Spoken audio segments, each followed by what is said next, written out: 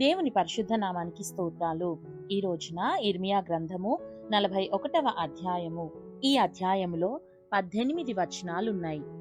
మొదటి వచనం, 7వ మాసమున ఎలీషామా మనుమడును నెతన్యా కుమారుడును రాజవంశస్థుడును రాజు యొక్క ప్రధానులలో నొకడునగు ఇష్మాయేలను వాడును అతనితో 10 మంది మనుష్యులను మిస్పాలోనున్న అహీకాము కుమారుడైన గెదల్యా యొద్దకు వచ్చి అక్కడ అతనితో కూడా మిస్పాలో భోజనము చేసిరి. రెండవ వచనం, అప్పుడు నెతన్యా కుమారుడైన ఇష్మాయేలు అతనితో కూడనున్న ఆ 10 మంది మనుష్యులను లేచి షాఫాను మనుమడును అహీకాము కుమారుడనైన గెదల్యాను ఖడ్గము చేత హతము చేసిరి. బబులోను రాజు ఆ దేశము మీద అతని అధికారినిగా నియమించినందున అతని చంపిరి. మూడవ వచనం, మరియు మిస్పాలో గెదల్యా యొద్ద ఉండిన యూదులనందరినీ అక్కడ దొరికిన యోధులగు కల్దీయులను ఇష్మాయేలు చంపెను. నాలుగవ వచనం, అతడు గెదల్యాను చంపిన రెండవ నాడు అది ఎవరికిని తెలియబడక మునుపు. ఐదవ వచనం, గడ్డములు క్షౌరము చేయించుకొని వస్త్రములు చింపుకొని దేహములు గాయపరుచుకొనిన 80 మంది పురుషులు యెహోవా మందిరమునకు తీసుకొని పోవుటకై నైవేద్యములను ధూపద్రవ్యములను చేత పట్టుకొని షెకెము నుండి షిలోహు నుండి షోమ్రోను నుండి రాగా. ఆరవ వచనం, నెతన్యా కుమారుడైన ఇష్మాయేలు దారి పొడుగునా ఏడ్చుచు వారిని ఎదుర్కొనుటకు మిస్పాలో నుండి బయలువెళ్లి వారిని కలుసుకొని వారితో అహీకాము కుమారుడైన గెదల్యా యొద్దకు రండనెను.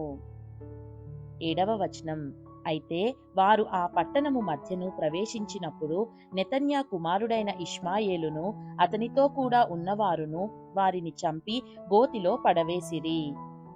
ఎనిమిదవ వచనం, అయితే వారిలో 10 మంది మనుష్యులు ఇష్మాయేలుతో పొలములలో దాచబడిన గోధుమలు, యవలు, తైలము, తేనె మొదలైన ద్రవ్యములు మాకు కలవు, మమ్మును చంపకుమని చెప్పుకొనగా అతడు వారి సహోదరులతో కూడా వారిని చంపక మానెను.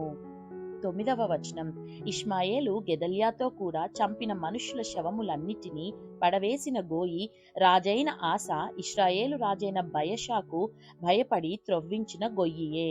నెతన్యా కుమారుడైన ఇష్మాయేలు చంపబడిన వారి శవములతో దాని నింపెను. 10వ వచనం, అప్పుడు ఇష్మాయేలు మిస్పాలోనున్న జనశేషమంతటిని రాజకుమార్తెలనందరినీ అనగా రాజదేహ సంరక్షకులకధిపతి అయిన నెబూజరదాను అహీకాము కుమారుడైన గెదల్యాకు అప్పగించిన జనులందరినీ చెరతీసుకొని పోయిన నెతన్యా కుమారుడైన ఇష్మాయేలు వారిని చెరతీసుకొని పోయి అమ్మోనీయుల యొద్దకు చేరవలెనని ప్రయత్నపడుచుండగా. 11వ వచనం, కారేహా కుమారుడైన యోహానానును అతనితో కూడనున్న సేనాధిపతులందరును నెతన్యా కుమారుడైన ఇష్మాయేలు చేసిన సమస్త దుష్కార్యములను గూర్చిన వార్త విని. 12వ వచనం, పురుషులనందరినీ పిలుచుకొని నెతన్యా కుమారుడైన ఇష్మాయేలుతో యుద్ధము చేయబోయి గిబియోనులోనున్న మహాజలముల దగ్గర అతని కలిసికొనిరి.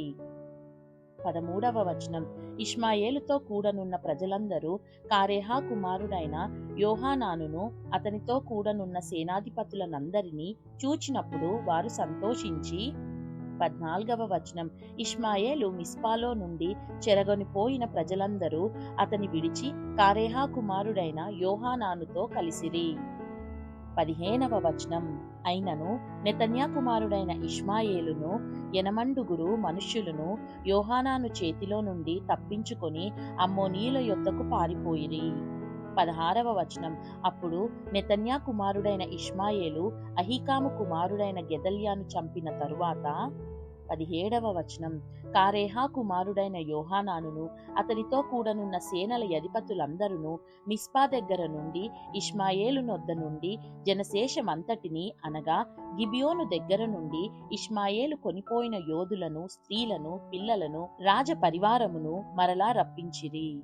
18వ వచనం, అయితే వారు బబులోను రాజు దేశము మీద అధికారినిగా నియమించిన అహీకాము కుమారుడైన గెదల్యాను నెతన్యా కుమారుడైన ఇష్మాయేలు చంపినందున వారు కల్దీయులకు భయపడి ఐగుప్తునకు వెళ్ళుదమనుకొని బెత్లెహేము దగ్గరనున్న గెరూతు కింహాములో దిగిరి.